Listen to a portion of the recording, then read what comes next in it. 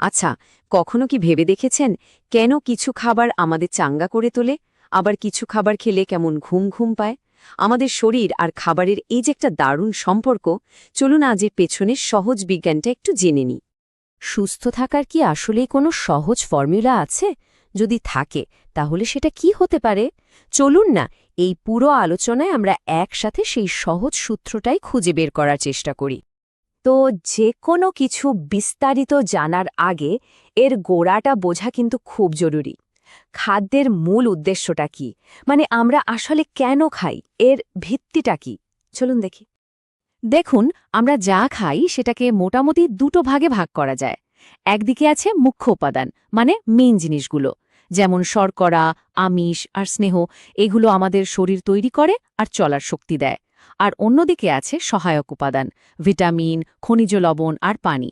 এরা অনেকটা বডিগার্ডের মতো, আমাদের রোগ থেকে বাঁচিয়ে রাখে।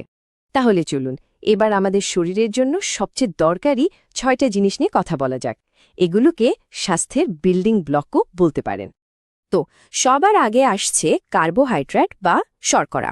সোজা কথায় এটাই হলো আমাদের বডির এনার্জি বা শক্তির মেইন সোর্স। আমরা যে সারাদিন এত ছোটাছুটি করি তার শক্তিটা কিন্তু এখান থেকেই আসে। এটা আমরা ভাত বা আলুর মতো গাছপালা থেকে তো পাইই, আবার দুধের ল্যাকটোজের মতো প্রাণী থেকেও পেয়ে থাকি। এরপর আসছে প্রোটিন, মানে আমিষ। আমাদের শরীরটা যে বাড়ছে, ছোটখাটো ভাঙাচোরা নিজে থেকেই ঠিক হয়ে যাচ্ছে, এই সব কিছুর পেছনেই কিন্তু প্রোটিনের একটা বড় ভূমিকা আছে। মাছ, মাংস, ডিম বা ডালের মতো খাবারগুলো হলো এর সেরা উৎস। 3 নম্বরে আছে ফ্যাটস বা স্নেহ পদার্থ। এটাকে বলতে পারেন এনার্জির পাওয়ার হাউস।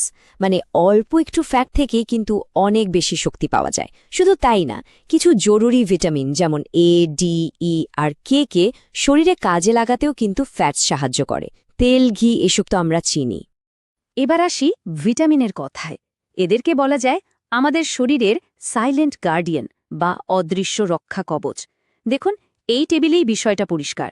যেমন ভিটামিন বি1-এর অভাবে বেরিবেরি রোগ হতে পারে, আবার ভিটামিন সি কম খেলে স্কার্ভি হয়ে মাড়ি দিয়ে রক্ত পড়তে পারে। তাই কোন খাবারে কোন ভিটামিন আছে সেটা জেনে খাওয়াটা কিন্তু খুবই দরকারি। খনিজ লবণ বা মিনারেলস লাগে হয়তো খুবই অল্প পরিমাণে, কিন্তু এদের কাজগুলো কিন্তু বিশাল। যেমন আয়রন আমাদের রক্ত তৈরি করতে সাহায্য করে, ক্যালসিয়াম ছাড়া তো আমাদের হাড় আর দাঁত শক্তই হবে না, আর ফসফরাস আমাদের হাড় আর লিভারকে ঠিকঠাক রাখে। আর সব শেষে যে জিনিসটাকে আমরা প্রায়ই ভুলে যাই, সেটা হলো পানি। ভাবা যায় আমাদের শরীরের প্রায় 60 থেকে 75% পানি দিয়ে তৈরি। শরীরের তাপমাত্রা ঠিক রাখা থেকে শুরু করে প্রত্যেকটা সেলের কাজ পর্যন্ত সবকিছুতেই পানি দরকার। একে আমরা অনেক সময় পাত্তায় দিই না, কিন্তু এর গুরুত্ব যে কতখানি তা বলে শেষ করা যাবে না। তো পুষ্টির এই 6টা উপাদান সম্পর্কে তো জানা হলো, কিন্তু প্রশ্ন হলো, আমরা যে সুস্থ আছি বা নেই সেটা মাপার কোনো উপায় আছে কি? হ্যাঁ আছে, চলুন সেটাই দেখি।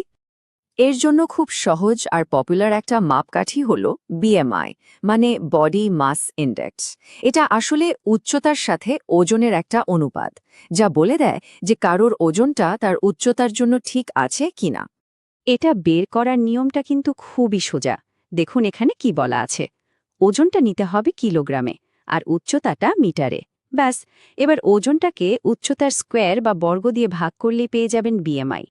চলুন একটা উদাহরণ দিয়ে ব্যাপারটা আরও সহজ করে ফেলি।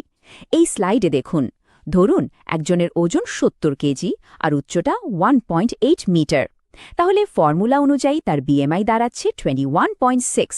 এখন এই 21.6 সংখ্যাটা পাশের চার্টে মেলান তো। দেখুন, ছেলেদের জন্য 18.5 থেকে 24.9 পর্যন্ত নর্মাল। তার মানে এই লোকটার ওজন একদম পারফেক্ট রেঞ্জে আছে। দেখলেন তো কত সহজে নিজের স্বাস্থ্যের একটা ধারণা পাওয়া যায়। তো বিএমআই তো মেপে নিলাম, এখন এই সঠিক ওজন আর স্বাস্থ্যটা ধরে রাখার জন্য আমাদের খাওয়া দাওয়ার প্ল্যানটা কেমন হওয়া উচিত? ঠিক এখানেই চলে আসে ব্যালেন্স ডায়েট বা সুষম খাদ্যের আইডিয়াটা।